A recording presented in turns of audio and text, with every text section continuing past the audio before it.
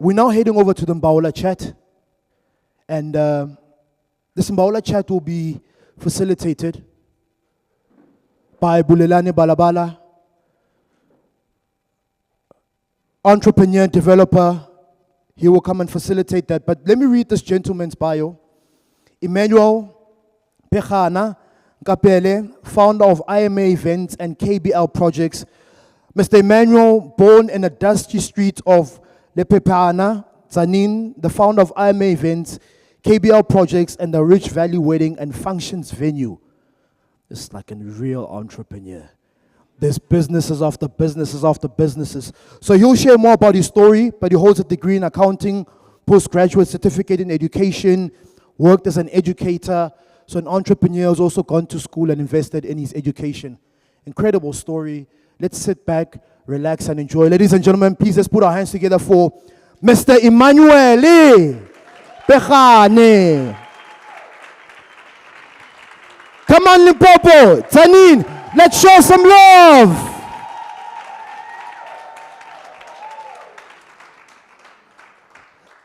He's dressed like he's going to a wedding. I wonder if he'll use his own venue or what. Let's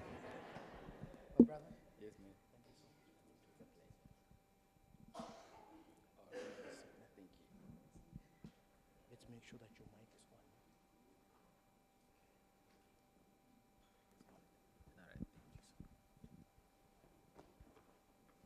Dumelang. Lekai. Letna ke hona. My name is Bulelani Balabala. I'm going to be facilitating this Mbawula Chat. Mbawula Chat, loosely translated, is, I don't know in your language, but for me, in practicality, in being an African, is when we sat in front of a fire, or sat around a fire, or sat around those old iron stoves. Our grandfathers or grandmothers sharing ideas. Some of them just them talking amongst themselves and us learning. This is what this conversation is, where we just share and sit down with an amazing entrepreneur just to understand how they are moving and how they are navigating.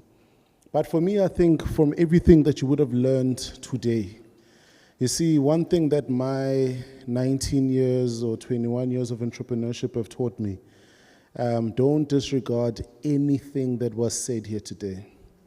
Some of the information that you heard here today is information for tomorrow. Some of it is information for the next 3 months that you will only need then. Some of it is for the next year or the next 3 years. Because you don't need it now, do not discard it. Sometimes you get big information that might not necessarily, where you feel like you're drowning, drown. Go home, research, understand it. It might not be relevant, but don't be ignorant to its relevance. So that when the time comes where you need to pitch at the right level, you are able to pull from those things that you would have learned. So that it then becomes payback for why you sat here for 4 or 5 hours on a Saturday, instead of being at home with your husband, your wife, your children, or running your business. It needs to make sense. The time that we spend needs to make sense, and the best way to repay is put in the work and make sure that you work on the things that you have learned. Simplify them, apply them, get things done. But this moment is not my moment. This moment is a moment where we have this amazing gentleman. And I mean, I always say, I think anytime I facilitate this Mbawula Chat, I always ask the guests, I think Sbu read your bio, but as if your bio wasn't read, as if there isn't 1 or 2 people who might have come across your work or even used your services, how best would you introduce yourself, Emmanuel? Good afternoon, Bulelani. Am I audible?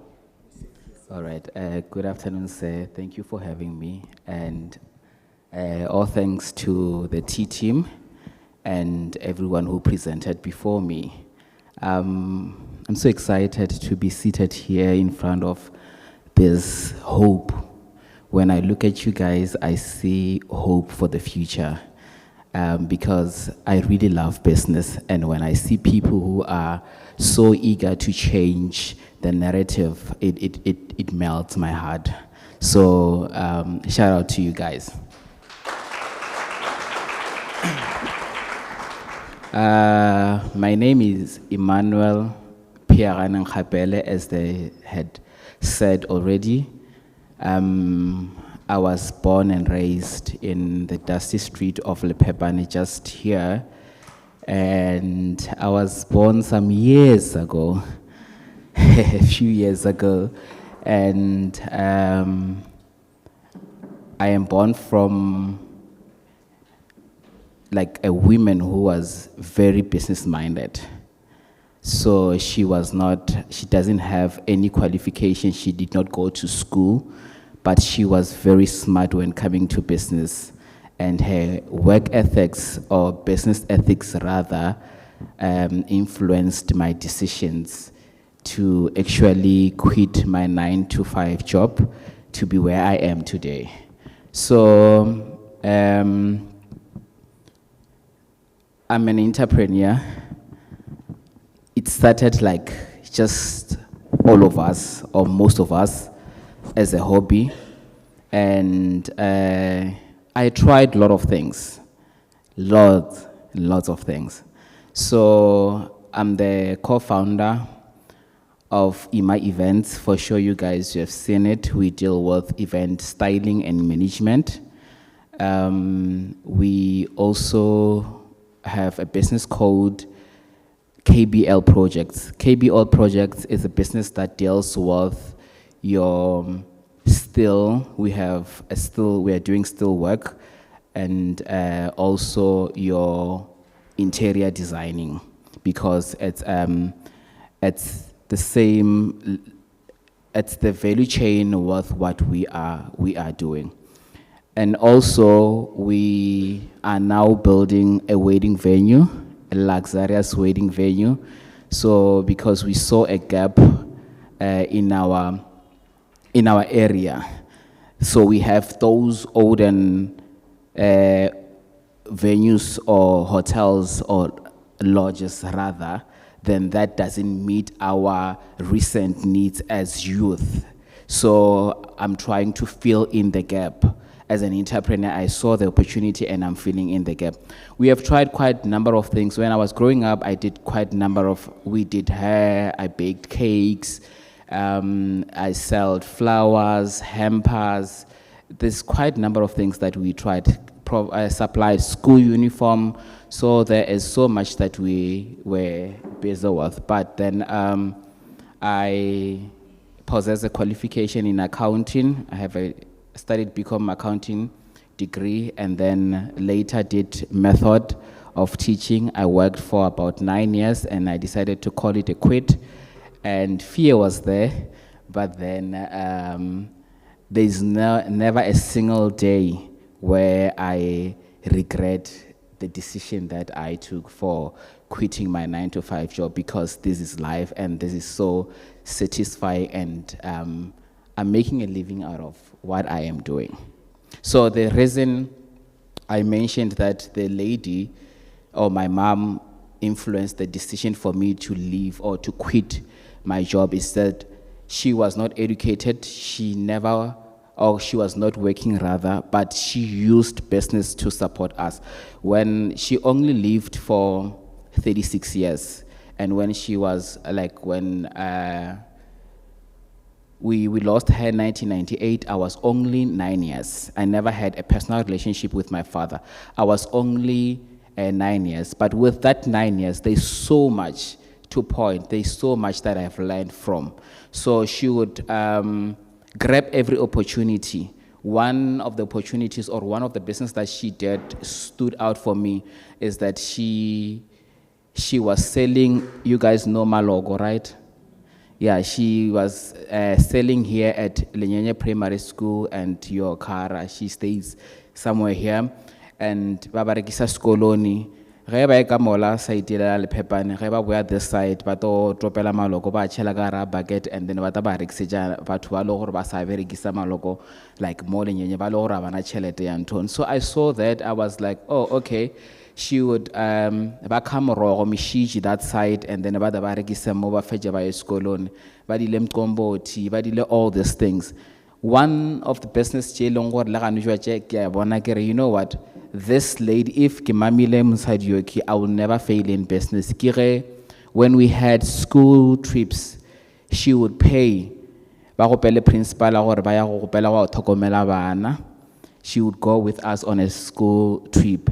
And then on her way there, she will get like stoka the ice cream and everything.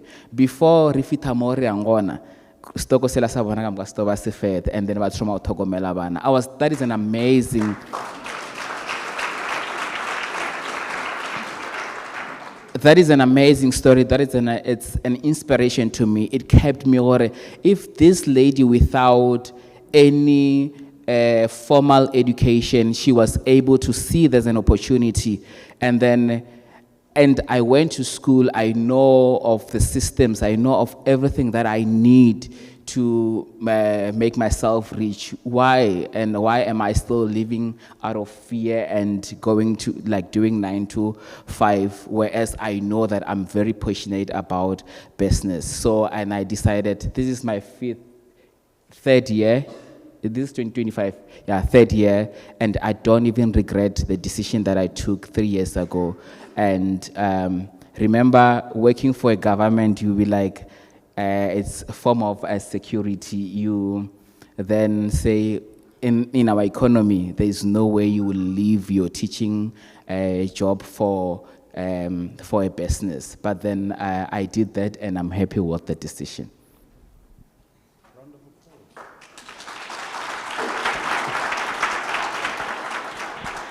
Now, thank you so much for that energy. Because when you give someone a round of applause, you give them energy, right? But I think for me, to jump some of the questions I had here, how did you navigate failure, right? Because I think sometimes the failure part is not the part that we sometimes often talk about. Because when we see entrepreneurship, it's often glamorized. We see the end product or the finished product. But in reality, majority of us are dealing with the realities of what bad, or or the payments are not coming in, or kazama mola, awuko. So how have you managed to build up that courage to navigate fear and rejection, really? Because now you've done so many different businesses, that requires a lot of courage. Because how where did you build up that courage? And then also, how then do you navigate rejection or fear? Thank you so much. This is one of my favorite questions that I often get from people. Guys, business is not a child's play. You can attest to that, I believe. Business is not a joke, especially events. Events are in the top 5 most stressful jobs, not only in South Africa, but in the entire world. Alongside your emergency personnel, your firefighters, and those in military. Events are so stressful. If there is something that you want to test in business, there are events. So events are stressful. And if there's one thing that I don't fear of encountering or meeting along the way, it's loss. Have you guys noticed that when you lose, that's where you get the time to pause a bit, ask yourself what went wrong, and that's where your growth lies. When you lose, don't fear to lose in business, because when you lose, that's where you grow. And remember, every business, we should be growth orientated. Our main focus should be growth. We should see ourselves somewhere. So I don't, as I said, that I tried a number of businesses. Some of them I failed in them. Some I just lost interest. I saw that they are taking so much of me, most of my time, and then they are maybe taking so much from the other businesses that I have to finance them from whatever that I'm getting from the main business. So, you are reminding me that Now I am busy with a research. I am busy trying to know or to understand why those, you see, in every township there are those white elephant shops. People who were rich back then, those shops are just not in function, they are not working. So I'm asking myself, what went wrong? This is what I am busy conducting now. What went wrong with those people? Because if they were able to build during that apartheid era where the economy wasn't, especially for black people, it wasn't looking good. So, but they were able to build this big shop, and this shop was supplying the whole community. Then what went wrong? So it helps me to navigate through through the journey, and I don't see myself stopping now, because I can see that there is life in abundance, especially in entrepreneur. There is so much freedom, like financial independence. There is it's so fulfilling, man. I don't. Fear is part of the journey. Let me put it like that. Fear is part of the journey, and it will be there. There are seasons where your business won't be doing good, and if you have studied economics, you will know that there are peak and booms. There will be time where it's dry, and then you need to prepare yourself for that. So I hope I have answered your question. No, you did. And I think for me, what I really like from the first question you answered, it talked to resilience. But also, over and above the resilience, it says, try out different things. But sometimes there are things you might need to do that are not necessarily the things that you're passionate about. You're doing them to fuel the big picture. Then the second thing that I personally have taken away from your second question is feedback. If you have sold a product to someone, get feedback from them. If you've got a customer now and you've got their number and you sold them something last week or 2 weeks ago, doesn't matter what it is, get feedback from them. Why did they buy from you? Yeah. Because what he's sharing with us is exactly that, to say, now the fear and rejection no longer scares you, because now you are learning to channel that and get feedback on why I'm being rejected. Then now you are able to turn that rejection into fuel. Yeah. But now just on the back of that, really, just I guess in continuity, what have you done to sort of, number one, keep yourself updated with the latest trends? Is it books? Is it mentorship? Is it, are you part of a tribe and a community of like-minded individuals? And then just on the back of that, just to piggyback on that, how have you kept yourself motivated to keep going and wake up? All right. Personal development is very important. It's essential. You can't. Now we are in 2025. You can't serve people 2020 work. So what I normally do, there's a portion of money that I retain. Or can I get to the financial management as well? So in business, there are systems that you need to put in place. Systems. If you're going to run a business, Sesotho, forget about growth. It will stay in the same place and you won't even see where it goes. So there are systems in place. So when you get your profit, there's a portion of your profit that you should retain for the future growth of the business. So some of the portion that I retain, I use it for personal development. There are seminars that I attend, especially event seminars. In Tzaneen, like I've done 2 so far. I'm the only one who's doing that, trying to impact on people. So, but I travel as far as Joburg to go and attend those seminars because I need to be fueled. I need to keep myself going, right? So, and also, the other thing that I use is my FYP on your TikTok, Instagram, your feeds. They should serve the purpose.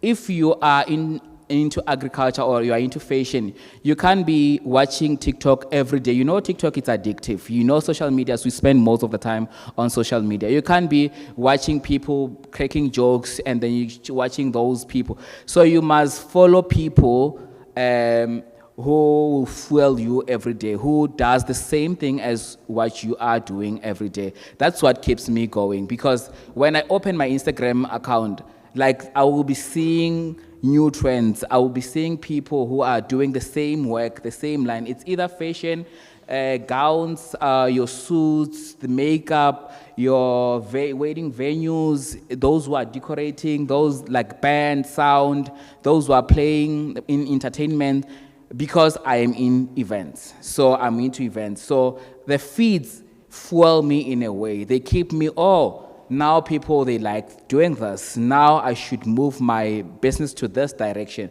Hence, I came up with an idea of coming up with a wedding venue. If you check, the market, it's getting saturated. Like, everyone who's unemployed, remember, we start by going to school, and then if we don't find employment, that's where we start trying businesses, and which I think that should be corrected. We start businesses after failing.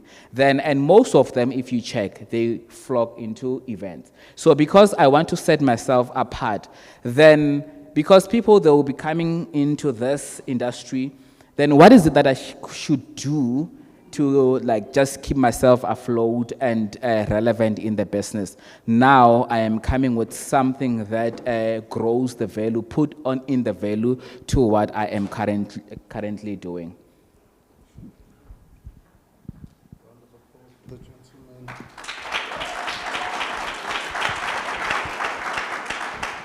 I mean, I love that. I love the use of, emphasizing the use of social media, but especially digital platforms.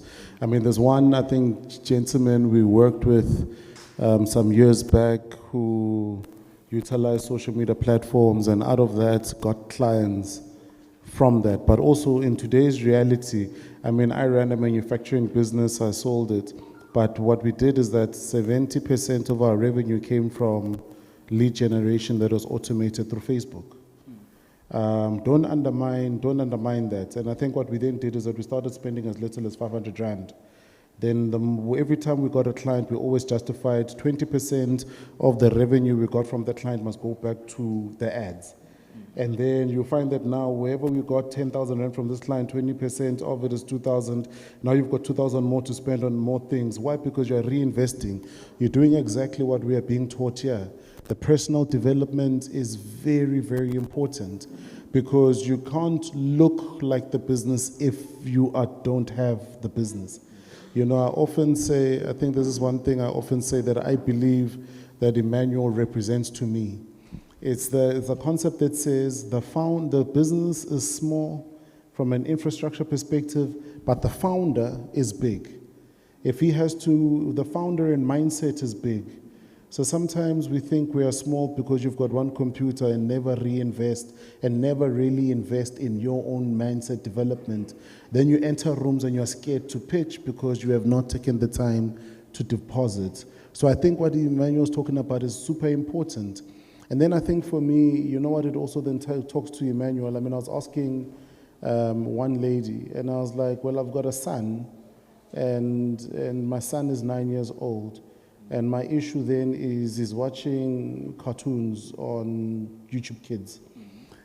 How do I stop him? She said, you cannot stop him, because this is the world that they live in now.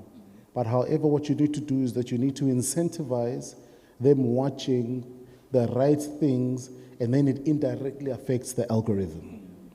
So I think as an adult, maybe what we need to do, let's incentivize ourselves by learning those particular things. Don't watch an hour. Like Emmanuel is saying, I love the platform you just referred now, TikTok.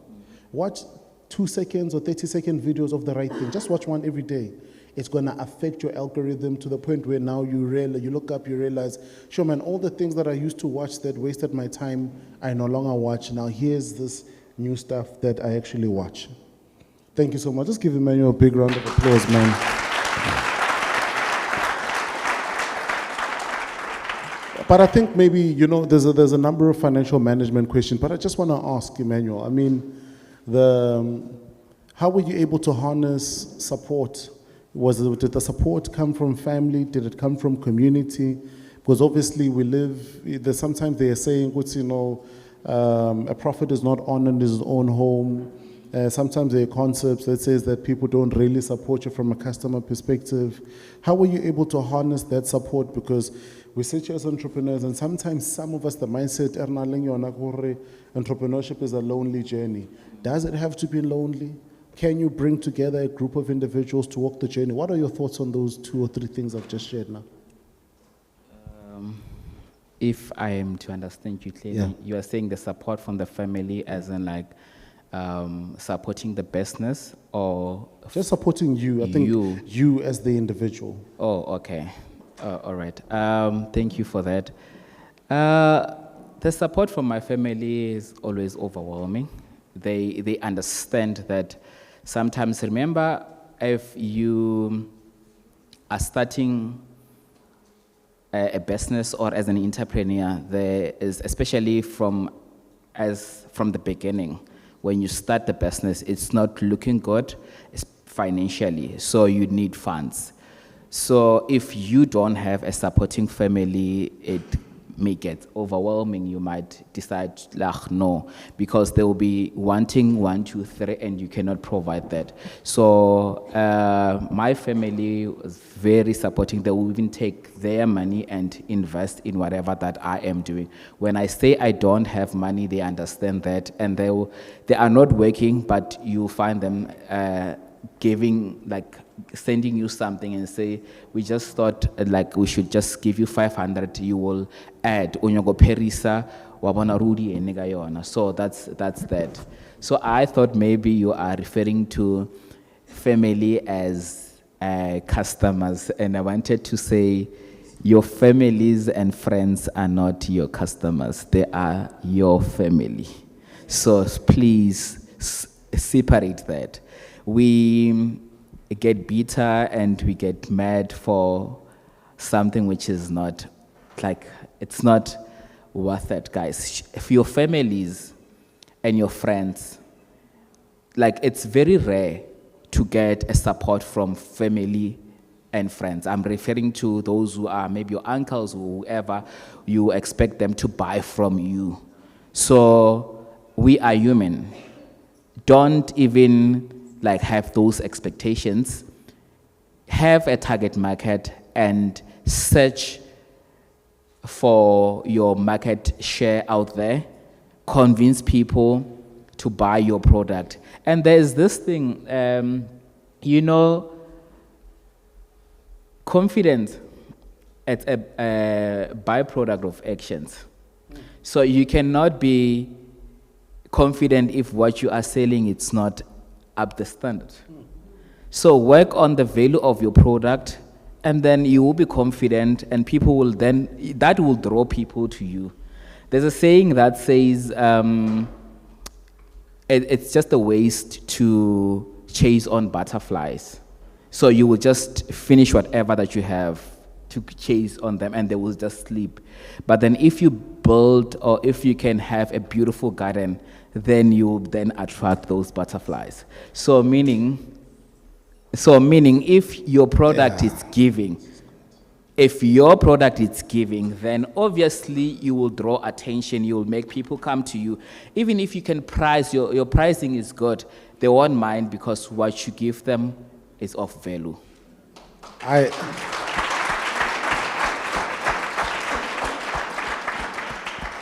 That one doesn't need interpretation.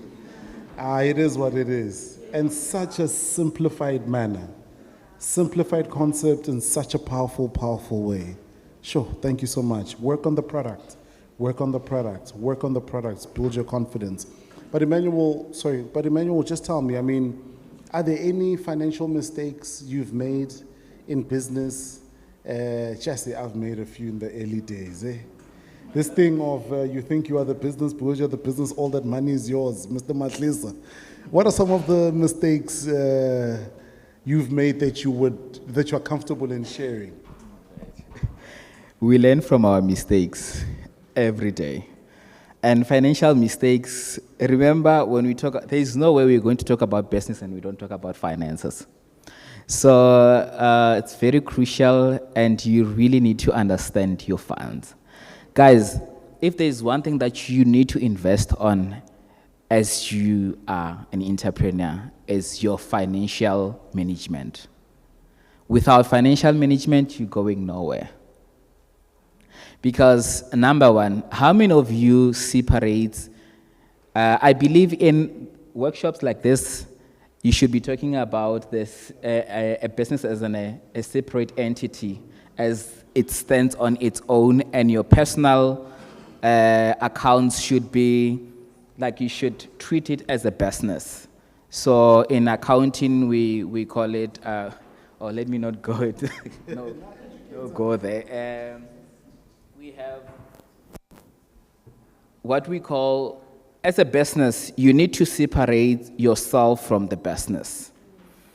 Your life, I know they're saying, as a business owner, especially the owner of the small business, there's like, when they see you, they see your business. But then, when coming to spending, you need to split the two. Have a business bank account. That's what I did. Like, I operated from my personal account for the longest time. And when I was about to go and finance my business, get something, a loan or something, I was not eligible. I did not qualify because my business, like, I used one account, my business was not registered, and my finances were just, you would swipe from KFC using a business account. You swipe from KFC, you buy clothes, you send your uncle money and stuff. So that it's not a good business practice. So we need to separate our accounts. So, and one other thing is, it's the financial structure. You must be able to track your income and expenses. So if you are unable to know that your flow, I'm receiving my money like this and my spending is this way, you won't able to project or to plan for the future. And if you are running a business without plans, then that business, that's what made those businesses that I was referring to fail. Black businesses, they fail because there are no systems in place. We don't want to manage our funds. We don't want to do things the right way. So if we are not doing things the right way, then there is no way we're going to see ourselves. I often ask my friends or colleagues in business, say, what is the difference between your ShopRite, your supermarkets or hypermarkets in town, and Baloi's general dealer? What is the difference? There is no difference. They are selling grocery, you are selling grocery. And you are close to people. Even your shop, it's close to people. So the transportation, it's going to, like, it will then cut on the coast and all that. But the problem is the system. I will repeat, when we are saying the systems, we think of something it's a word, very difficult. The systems, we are saying, the operations, how do you do these things? So I know we are not that privileged to have it all figured out, or have your company all the functions, like your 8 functions of the business, your HR manager, your financial manager, whoever, the PR, marketing, and all that. So, but then we do all those things. But we need to educate ourselves within our business with those things so that we can grow our businesses. So I believe I have answered that. No, I mean, sorry. I think my mic is doing this, so we give him a round of applause.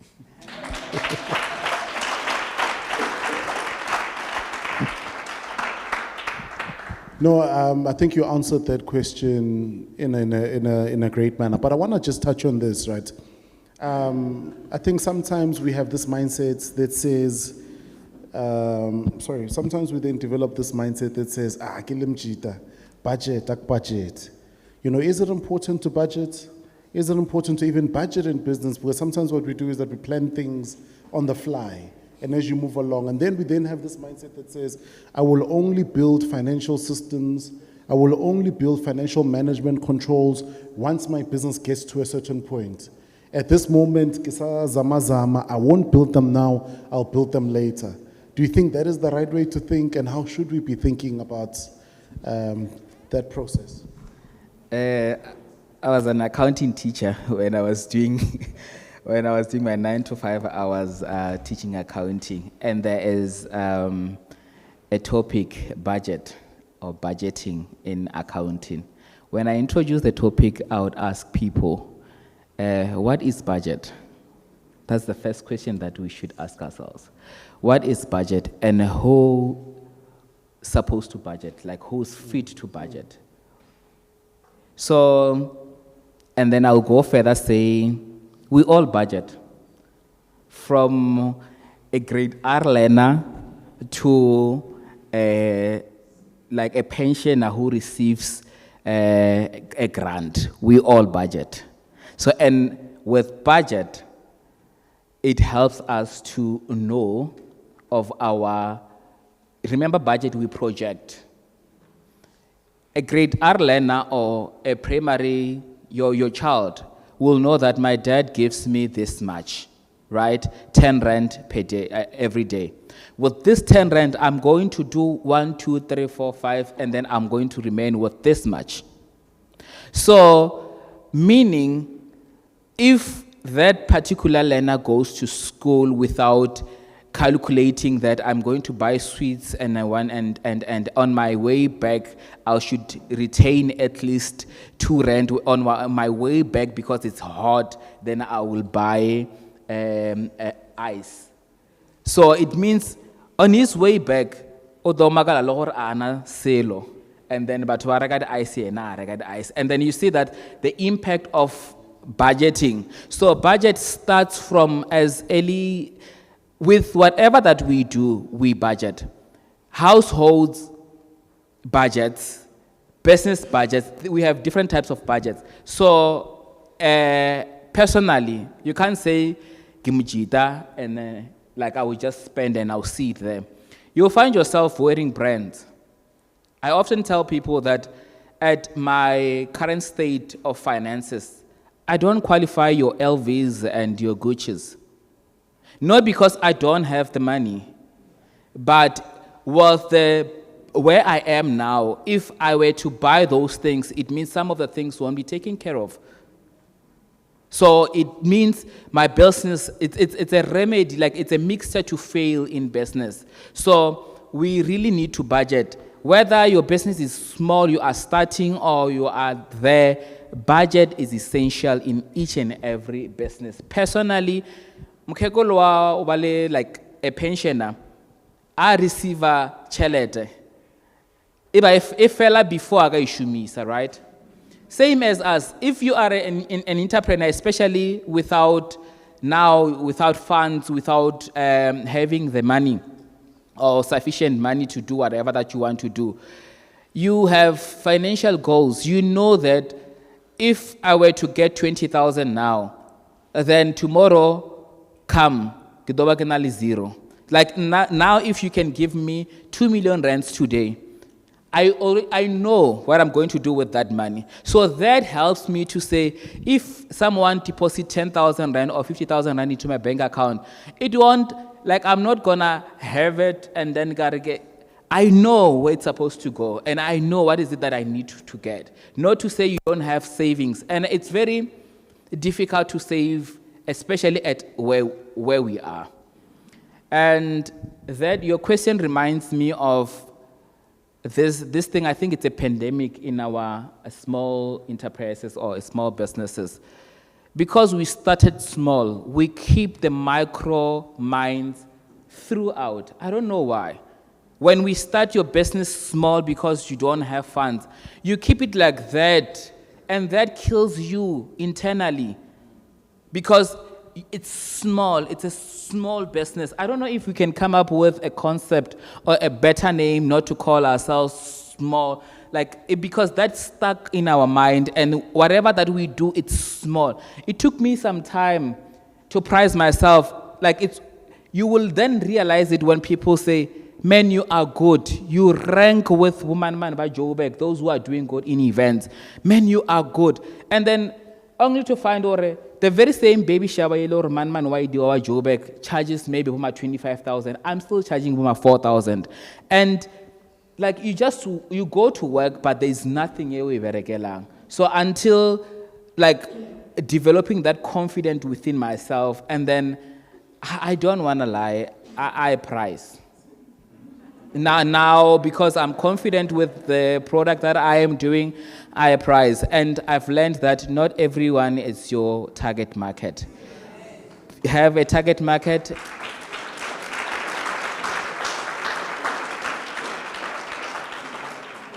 You know why? We cannot serve everyone. Do you guys know that for the very same service, idea, because of your pricing, those people who have money, they will rather get someone from Joburg, drive down there, they pay for extra transport, the transport cost, just because you are charging them. They don't, like, the value, it doesn't, okay, what they are looking for and what you are pricing them doesn't correlate. They're asking themselves, do you buy these things? Like, or are you going to steal them? How will the final product be? I rather pay more than to risk. And you know, if you have money, the money that comes with, the freedom or the independence that comes with money, you don't want to stress. If someone says this product is, this chair is 1,000 rand, you ask yourself the quality of the chair. So I rather pay 10,000 rand for this chair than to pay 1,000 rand, and then tomorrow I regret it, like I need to buy another one. They don't do that. People with money, they want, your pricing should like correspond with the quality.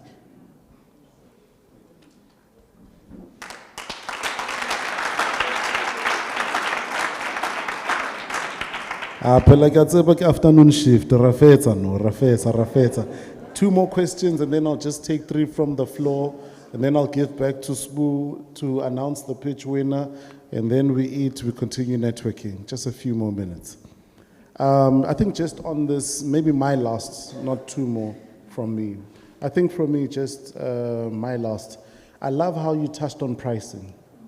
Because for me, I think in the early stages when I started, I used to think if I lost this bottle of water for 1 rand, I must come to Linyenye Kairekisa 2 rand.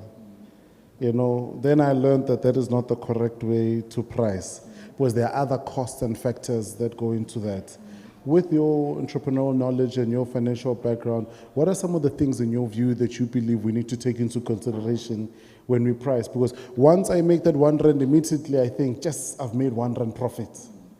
You know, but that's not the reality. Can you unpack that for us? All right. Very important. Why are we in business? For profit, right? And we should familiarize ourselves with what we call profit margin. We don't just guess. We do what we call costing. Basic, simple. I was privileged because I did accounting and all those things I learned them.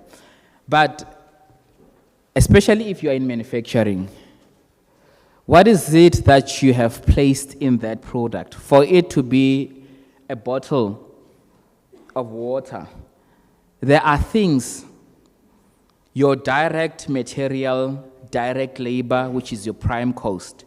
Then there are factory overheads. Factory overheads, we are referring to other things that are not directly, you cannot point them here, right? Your transportation, people, someone who works for at the reception, your airtime, all those things. I know some it's not easy to track them, but have the total cost.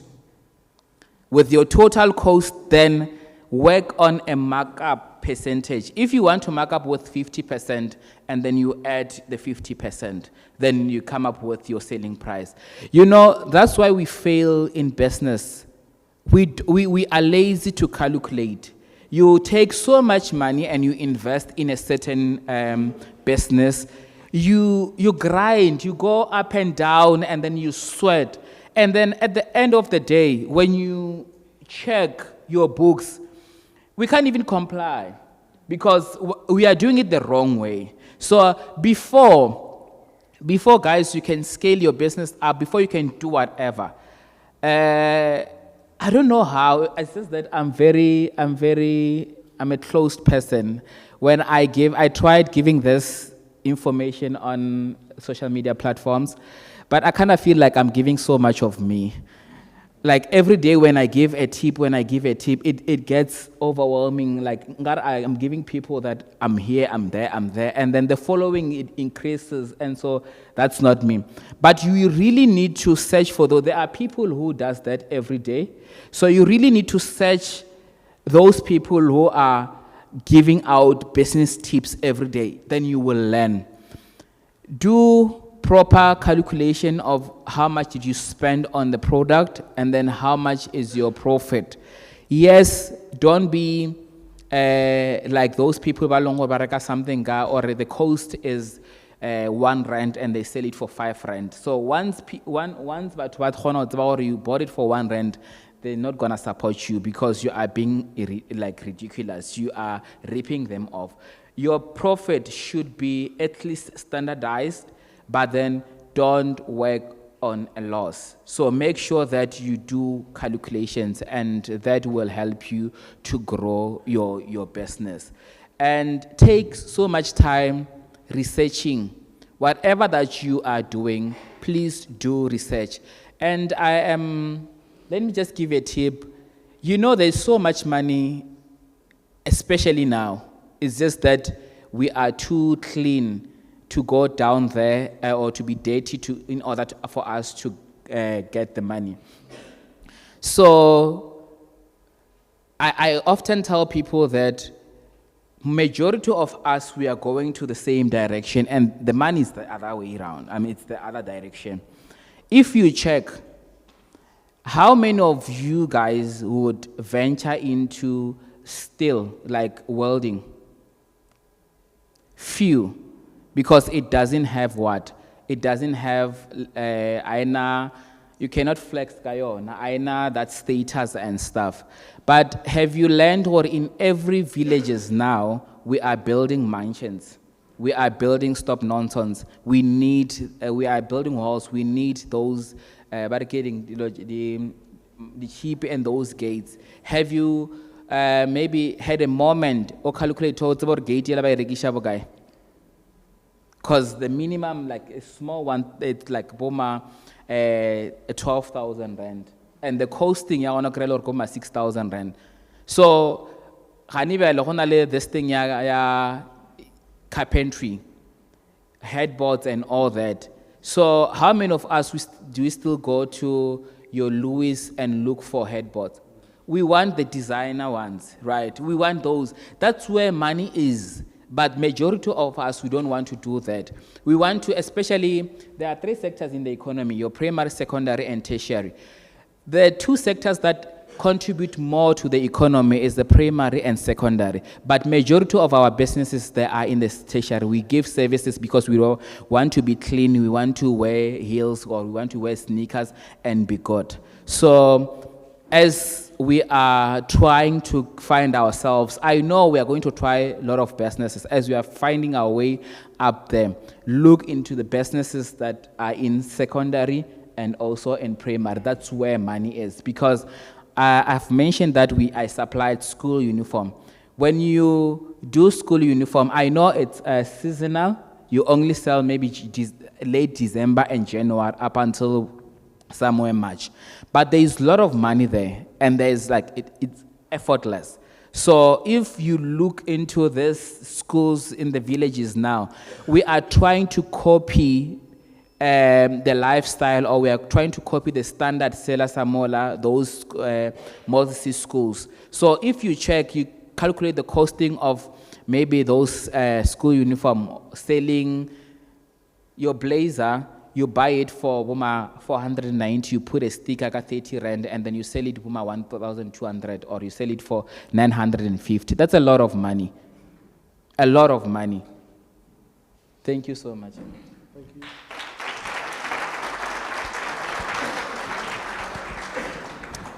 Thank you. Thank you so much for that. Maybe you'd like to just take 3 questions from the floor. Anyone who's got a question? Got the lady there, going once, going twice, closed. So I've got the lady over there who's exhibiting, and then we'll then follow up with the lady in front. Please start with the lady over there.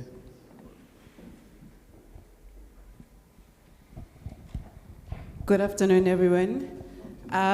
This is, because like you mentioned it earlier, and it kind of touched me a bit, but I just want to know from you, like from someone who is in service, because you mentioned earlier that pricing, like when you do price.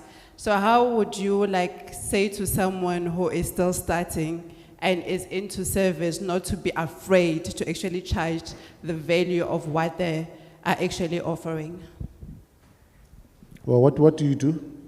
I'm a beauty therapist or a somatologist, so I offer spa massages and everything that has got to do with the spa.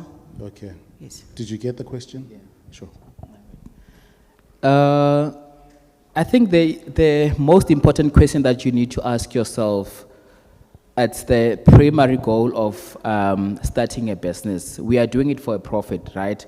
So I understand that as a beginner, you cannot just go that high, right? You rather come up with a package. Never make a mistake of running at a loss because you want to have more customer or you want a better market share.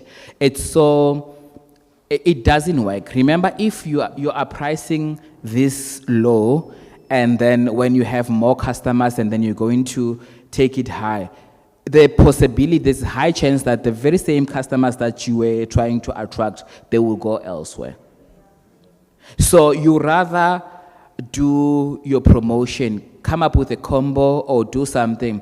If you do a massage, I will do 1, 2, 3, 4, 5, right? And then whatever that you are doing, it will then attract more clients. And then it should stay within what? I always tell people that business is a business and we should run it like a business. If you want to open a charity, do likewise.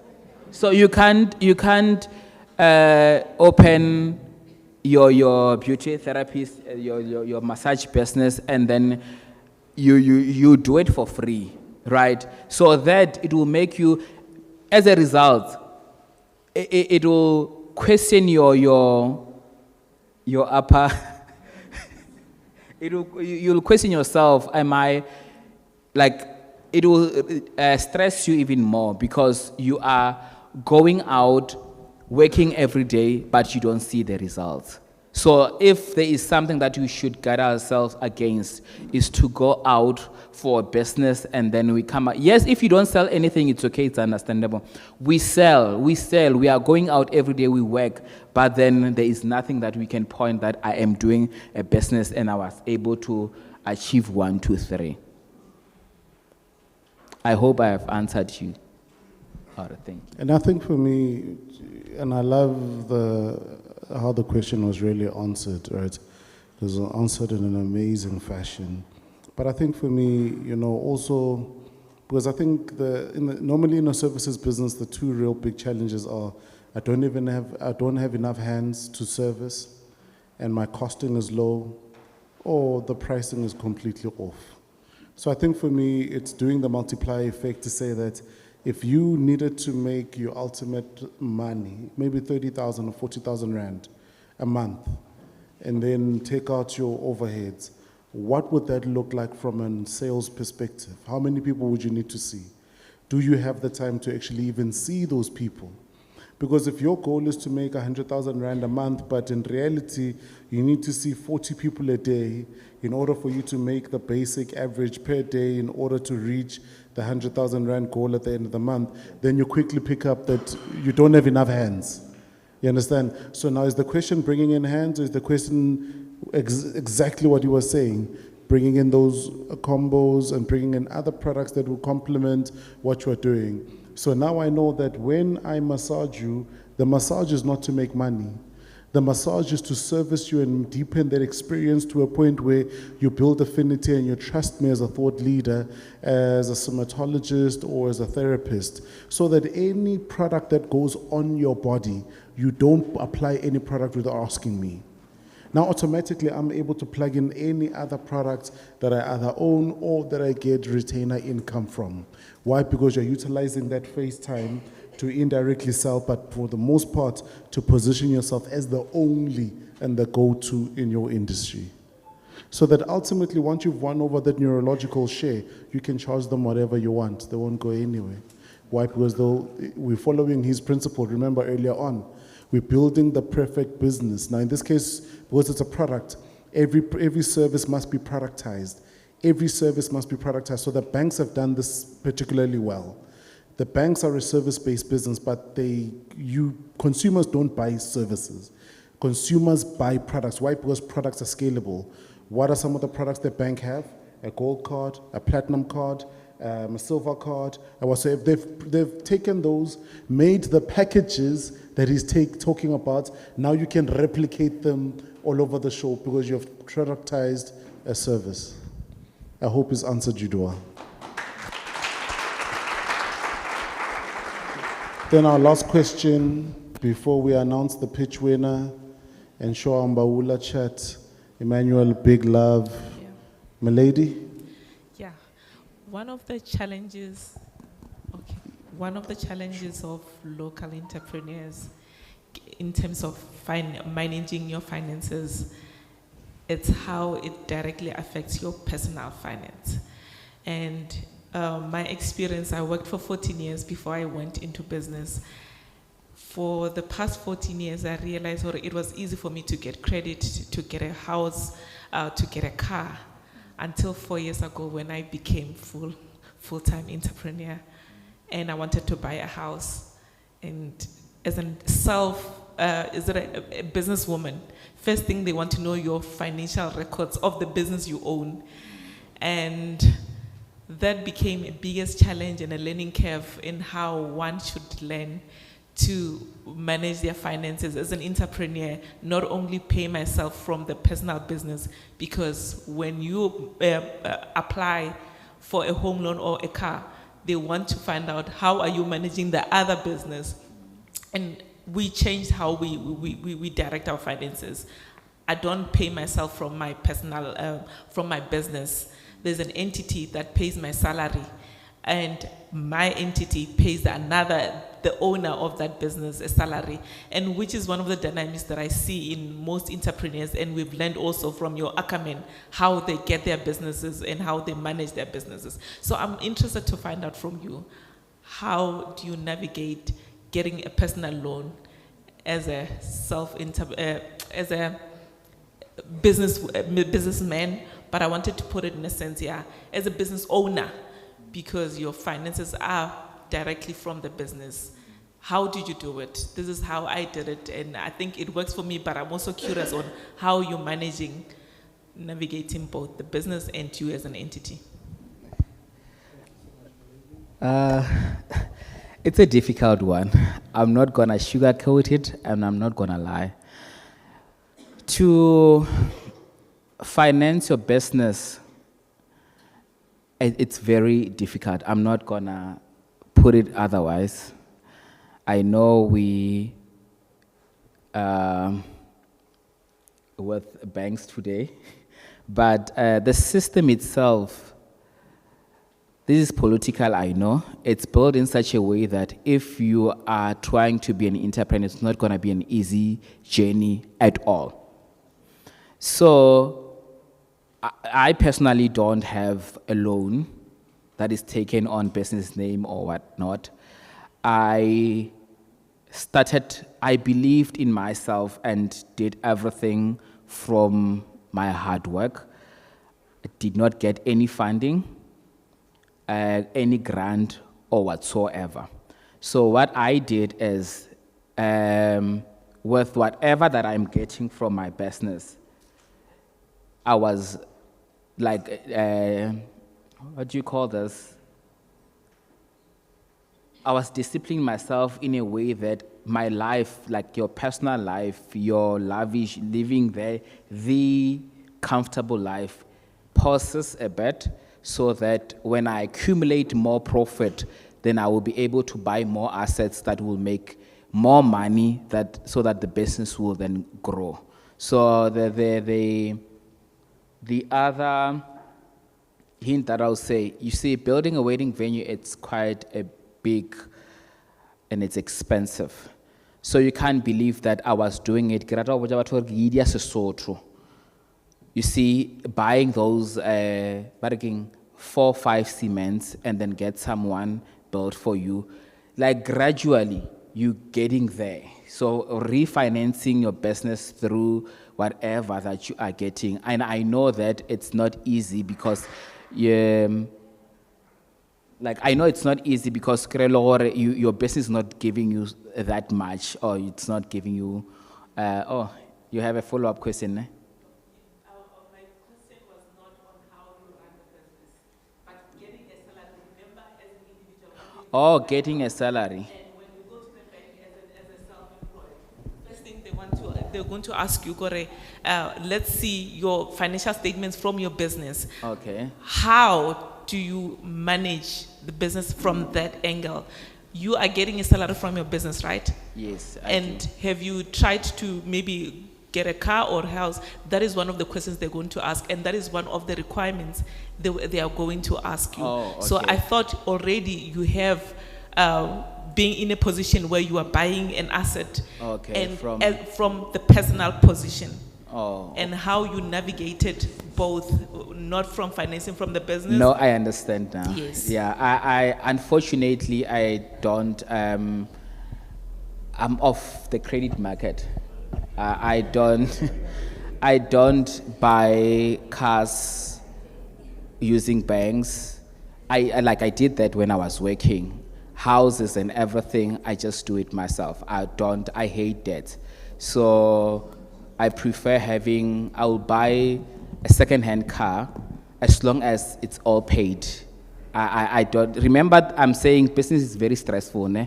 I don't want to see myself in a situation where my business is not doing well and I need money to finance it. Like now, it's June. During winter season, we don't have events. So it's very, very, very dry. So where am I gonna find money to pay for a bond and cars and all that? So I do that whenever I get the lump sum. That's when I get to get things.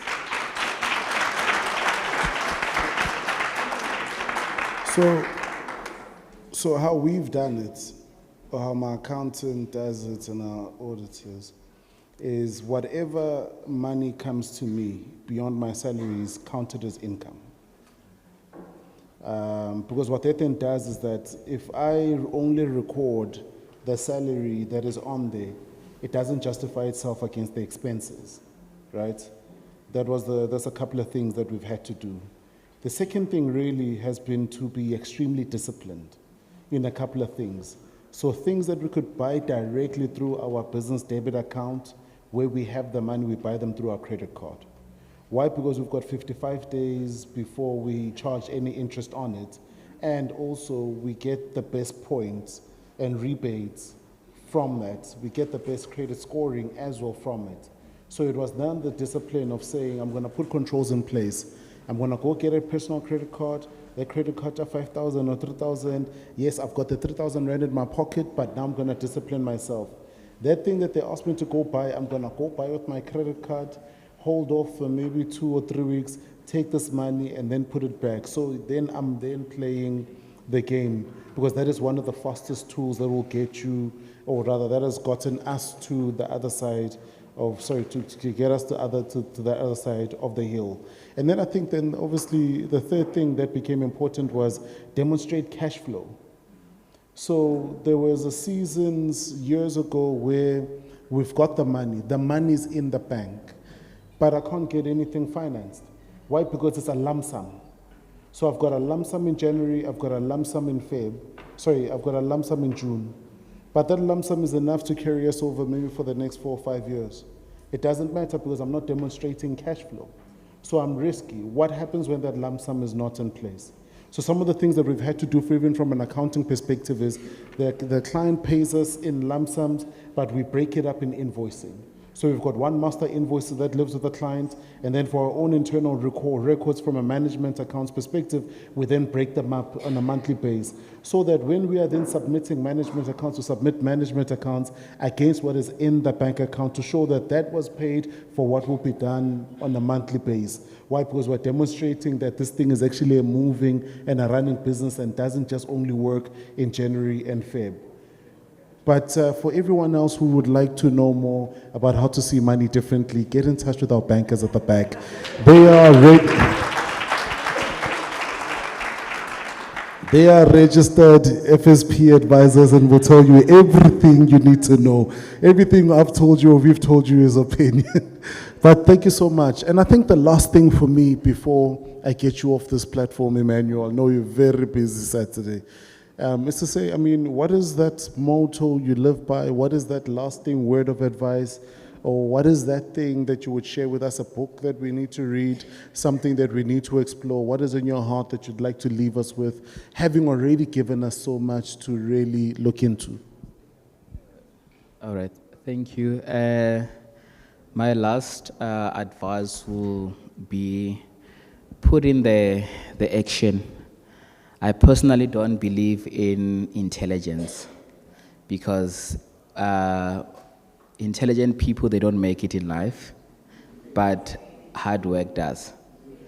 So if you check around those who are very good at school